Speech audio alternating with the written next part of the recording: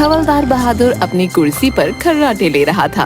तभी वहाँ इंस्पेक्टर धाकड़ सिंह भी आ जाता है और उसे देखकर, ये देखो, यहाँ कानून के रखवाले अभी तक सो रहे हैं। इसके बाद हवलदार बहादुर के गले में टंगी हुई सीटी को लेकर हवलदार के कान में जोर से बजाता है। सीटी की आवाज सुनकर, हवलदार बहादुर रिपोर्टिंग सर। हाँ, ऐसे रिपोर्ट कर रहे हो तुम खर्राटे ले लेकर, है? अरे सर, अब आपको क्या बताऊं सर, मैं कल रात को घर जा रहा था और घर जाते समय मेरे पीछे 2 कुत्ते पड़ गए।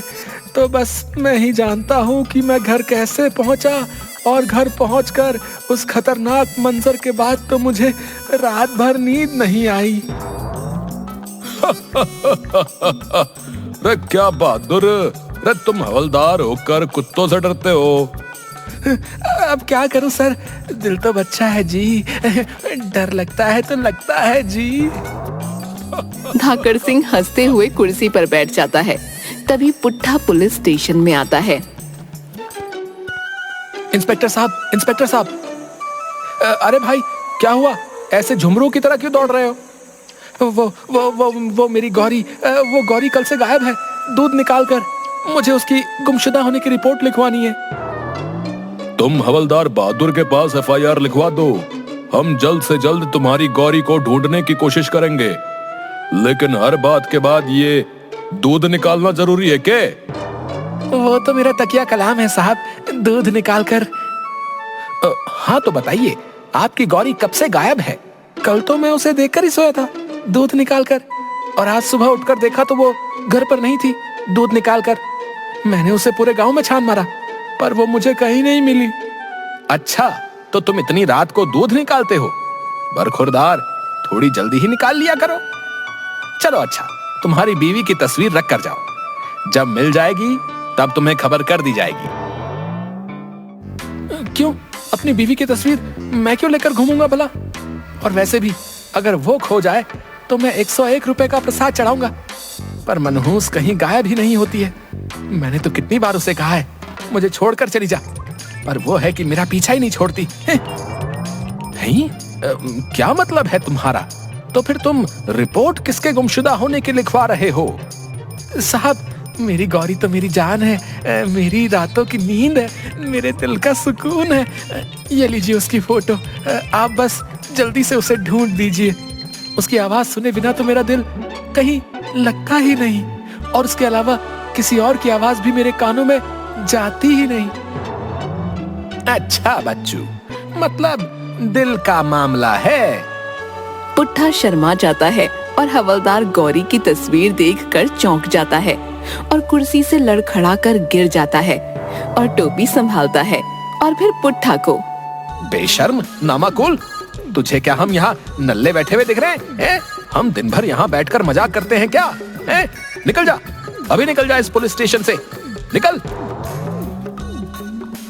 अरे बहादुर, अरे क्या हुआ? अरे इतना गुस्सा क्यों हो रहे हो भाई? गुस्सा? आप पूछ रहे हैं कि मैं गुस्सा क्यों हो रहा हूँ? ये देखिए, इसकी गौरी की तस्वीर। अरे ये गौरी तो कितनी काली निकली भाई।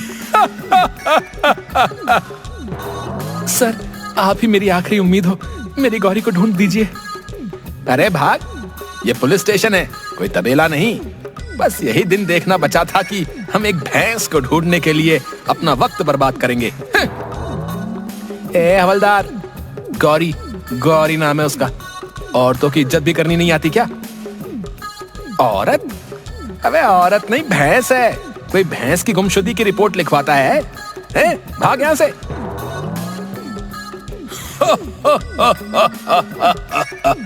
आजकल के लोग भी भैंस की रिपोर्ट लिखवाने आ जाते हैं। बेवकूफ इंसान। मुझे तो लगा था कि उसकी बीवी का नाम होगा गौरी। वैसे भैंस से याद आया, आज की चाय नहीं आई, इतनी देर क्यों हो गई आज? बहादुर, एक कप चाय के लिए बोलना। ठीक है सर, मैं ही चाय लेकर आता हूँ। बहादुर पास वाली चाय की दुकान पर चाय लेने के लिए चला जाता है। अरे नंदू, आज चाय आने में इतनी देर लग गई, क्या बात है? अरे क्या बताऊं सर, मेरी भैंस चोरी हो गई। उसी को ढूंढने में वक्त लग गया। थोड़ा दूध बचा है, बस उसी की चाय बना कर दे रहा हूँ आपके लिए। भैंस चोरी हो गई? तब तक चाय वाला नंदू हवलदार को चाय बनाकर दे देता है और हवलदार स्टेशन की तरफ चला जाता है। रे आजकल जग्गा बहुत शांत है। लगता है पिछली बार बेइज्जती की वजह से गांव छोड़कर चला गया है। चलो अच्छा है, कम से कम गांव के लोग थोड़ी शांति से तो जी रहे हैं। अरे ये बहादुर कब आएगा? आज तो सुबह से चाय भी नसीब नहीं हुई। तभी हवलदार बहादुर चाय लेकर आता है। दरवाजे के सामने कुत्ते को देखकर डरकर इधर उधर भागने लगता है। सर मुझे बचाइए, इस कुत्ते से बचाइए। बहादुर, अरे अरे! बहादुर गिरते हुए कप को पकड़ लेता है। तभी पुट्ठा और गांव के कुछ लोग पुलिस स्टेशन में आ जाते हैं। अरे ओ हवलदार बहादुर! पुट्ठा की आवाज सुनकर बची हुई चाय भी गिर जाती है। अरे ये पुट्ठा इतने गुस्से में और इतने सारे लोगों को लेकर फिर से क्यों आ गया?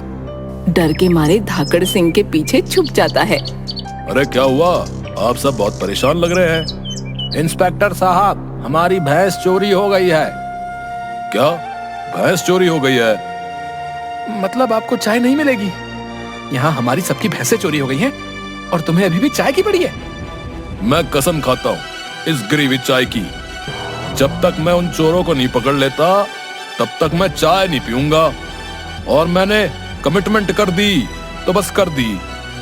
अरे जब भैंसिया है ही नहीं तो क्या बकरी के दूध की चाय पियोगे? अरे आप फिक्र मत कीजिए, मैं उस चोर को जल्दी ही ढूंढ कर लाऊंगा। चलो चलो, अब अपने अपने घर चलो। है बहादुर, एक काम करो, हमारी पूरी पुलिस फोर्स को गांव के आसपास के इलाके में भेजकर पता लगाओ कि भैंसें कहाँ हैं, और जैसे ही कुछ खबर मिले तो हमें तुरंत इन्फॉर्म करना। ठीक है सर। धाकड़ सिंह उसकी कुर्सी पर बैठकर सोचने लगता है। तुम्हें क्या लगा है बहादुर, ये कौन हो सकता है जो इतनी बड़ी चोरी करने की हिम्मत रखता हो? सर कहीं जग्गा तो नहीं? तभी पत्थर से लपेटा हुआ कागज धाकड़ सिंह की टेबल पर आ गिरता है। उसे उठाकर, धाकड़ सिंह, तुम्हें अभी तक तो खबर मिल ही गई होगी कि तुम्हारे गांव की सारी भैंसें चोरी हो गई हैं।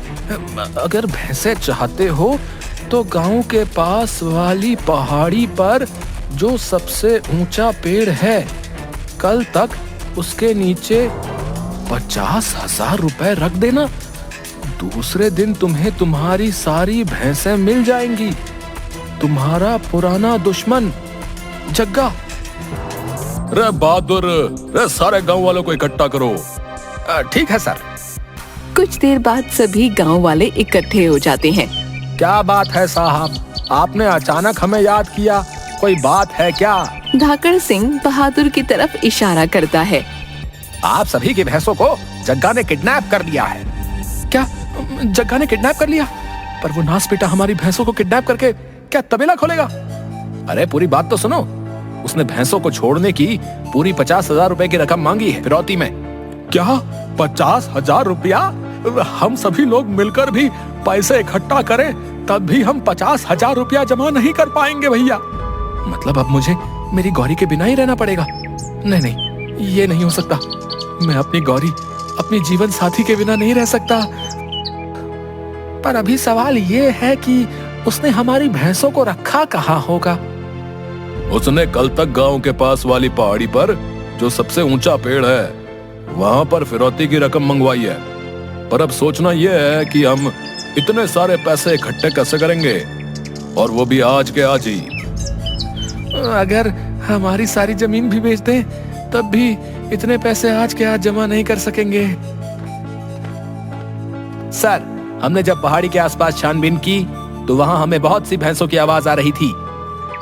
तो हो ना हो जग्गा ने भैंसें वहीं पर किडनैप करके रखी हुई हैं। सर, आप कहें तो मैं सारी पुलिस फोर्स बुलाकर उस पर हमला करवा दूं। रे अगर हमने हमला किया तो भैंसों को भी चोट लग सकती है।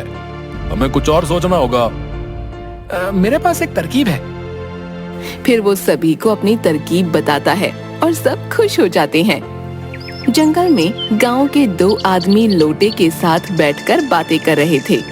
अरे तुझे पता है कल मेरे घर यमराज आए थे? क्या यमराज? क्या बात कर रहा है?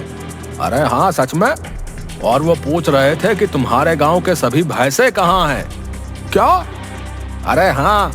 अरे तुम्हें नहीं पता, हमारे गांव की भैंसों का दूध यमराज के दूत आकर ले जाते हैं। और तो और हमारे गांव की भैंसों की सवारी करने यमराज जी खुद आते हैं। क्या सच में? पर भाई मुझे नहीं पता, क्योंकि मैं तो नया नया आया हूँ ना। जग्गा का आदमी उन दोनों की बातें सुन लेता है। दूसरी तरफ पहाड़ी पर अरे इन भैंसों ने तो मेरा जीना हराम कर दिया है, और ऊपर से ये गोबर की बदबू। मैं तो इससे परेशान ही हो गया हूँ। पता नहीं ये गांव वाले मेरी फिरौती की रकम कब देंगे। तभी जग्गा का एक आदमी दौड़ कर आता है। जग्गा दादा, एक खबर लेकर आया हूँ। आपको पता है, मैंने जंगल में 2 आदमियों को बातें करते सुना कि इन भैंसों का दूध यमराज के दूत लेने आते हैं। और तो और यमराज खुद इन भैंसों की सवारी करते हैं। क्या? तुम तो जितने दिखते हो उससे भी ज्यादा बेवकूफ निकले। यमराज पूरी दुनिया की भैंसों को छोड़कर जमुनापुरी की भैंसों पर सवारी करेंगे। फिर सभी हंसने लगते हैं। दूसरी तरफ रे पुट्ठा, तुम तैयार हो? अरे साहब, आप किसी और को भेज दो वहाँ पर। मैं ही क्यों? वो डाकू बहुत खतरनाक है। रे नहीं, तुम्हारे अलावा ये काम और कोई नहीं कर सकता। पुट्ठा, तुम्हें तुम्हारी गौरी की कसम है। क्या? गौरी की कसम? तुमने मुझे गौरी की कसम दे दी। अब तो मुझे जाना ही होगा मेरी गौरी के लिए। गौरी, मैं आ रहा हूँ तुम्हें लेने। साहब, आप सारी तैयारी करके रखना। रात को सभी गांव वाले जग्गा के अड्डे पर छुप छुप कर पहुंच जाते हैं। पुट्ठा, तुम इन सभी भैंसों में से अपनी गौरी को कैसे पहचानोगे? अरे साहब, पहचानना क्या है? वो देखो, वो रही सामने मेरी गौरी। अरे वाह, बहुत पुराना याराना लगता है। गौरी, अरे वो गौरी। पुट्ठा को देखकर उसकी गौरी उसके पास आ जाती है। फिर पुट्ठा यमराज के भेष में गौरी के ऊपर बैठ जाता है। आप सब तैयार है ना? हाँ हाँ तैयार हैं, अब तुम जाओ। जग्गा और उसके आदमी बैठकर शराब पी रहे थे। यमराज, लगता है तूने आज कुछ ज्यादा ही पी लिया भैया। देख बेवकूफ, वो रहा यमराज। मैं तुम्हें नहीं कह रहा था कि वो लोग सच कह रहे हैं। तुम सब में से जग्गा कौन है? अरे यमराज जी, आप मुझे कैसे जानते हैं? यमपुरी के न्यूज़पेपर में भी मेरा फोटो छपा है क्या? मैं सबको बिना फोटो से भी पहचानता हूँ। मेरे असिस्टेंट चित्रगुप्त के पास सबकी फोटो और कर्म लिखे हुए हैं। आज वो जरा छुट्टी पर है, इसलिए ही मुझे अकेले ही आना पड़ा। जग्गा, मैं तुमसे बहुत ही क्रोधित हूँ। क्यों यमराज जी? तुम्हें पता भी है, तुमने जमुना पार की सभी भैंसों को चोरी करके कितनी बड़ी गलती कर दी है। कितनी बड़ी गलती यमराज जी? तुम्हें पता भी है, यमपुरी में किसी ने भी 2 दिनों से दूध नहीं पिया है। मुझे पृथ्वी पर आने के लिए भी कितनी प्रॉब्लम होती है। सजा मिलेगी, तुम्हें इस सब की सजा मिलेगी।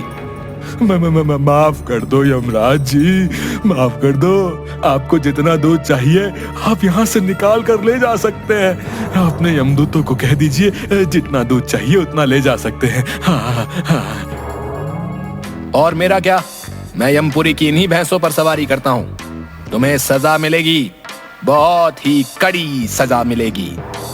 तुम्हें तो मैं यमपुरी में ले जाकर 1 हफ्ते तक भोजन नहीं दूंगा, गरम तेल में डालूंगा। सोच कर ही अजीब हो रहा है। अब मतलब गरम तेल में तुम्हारे पकौड़े तलकर समस्त यमपुरी निवासियों को खिलाऊंगा। नहीं नहीं यमराज जी, मुझे माफ कर दीजिए। चाहे तो सारी भैंसें ले जाइए, पर मुझे छोड़ दीजिए। और इस राजू को भी ले जाओ अपने साथ, और चाहो तो इन आदमियों को भी ले जाओ अपने साथ, पर मुझे छोड़ दो। मैं आपके आगे हाथ जोड़ता हूँ। ठीक है, इस बार तो मैं तुम्हें माफ करता हूँ, पर वादा करो कि आगे कोई गलत काम नहीं करोगे और अपने आप को पुलिस के हवाले कर दोगे। ठीक है यमराज जी, मैं आपसे वादा करता हूँ, मैं आगे से कभी किसी को परेशान नहीं करूंगा और खुद को पुलिस के हवाले भी कर दूंगा। पुट्ठा सभी भैंसों को अपने साथ ले जाता है। वाह पुट्ठा, क्या एक्टिंग की है। तुम्हारे आगे तो असली यमराज भी नहीं टिक पाएंगे। रे चलो अब जग्गा और उसके साथियों को गिरफ्तार कर लें। जग्गा, अब तुम हमारे हाथों से नहीं बच सकते। इसके बाद वहाँ इंस्पेक्टर धाकड़ सिंह और हवलदार बहादुर के साथ पूरी पुलिस फोर्स आ जाती है और जग्गा और उसके साथियों को गिरफ्तार कर लेती है। भैंसे चुराएगा, 50,000 रुपए चाहिए। ये ले 50,000 रुपए, ये ले। और सबको डंडे से मार मार कर स्टेशन ले जाते हैं।